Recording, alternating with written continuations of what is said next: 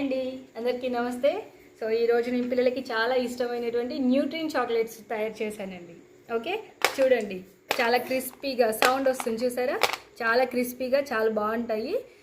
నమిలి తినడానికి ఎలాంటి అవకాశం లేదు, బాగా చప్పరిస్తూ తినాలి. సో పిల్లల పళ్ళు పాడవడానికి అవకాశం లేదు, మంచిగా చప్పరించుకుంటూ తింటారు. అలాగే ఇవి బెల్లము కొబ్బరి పొడితో చేశానండి. సో మంచిగా ప్రోటీన్కి ప్రోటీన్ అందుతుంది, ఐరన్కి ఐరన్ లెవెల్స్ కూడా బాగా అందుతాయి.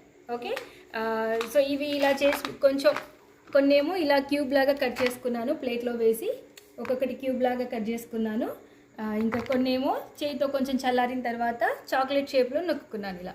సో దీన్ని చాక్లెట్ ర్యాపర్స్లో చుట్టుకొని పెట్టుకోవచ్చు, లేదంటే ఏదైనా ఎయిర్ టైట్ కంటైనర్లో పెట్టుకున్నా కూడా చాలా రోజులు నిల్వ ఉంటాయండి. సో ఇది రెసిపీ వచ్చేసి బెల్లం బాగా ముదురు పాకం చేసుకోవాలి.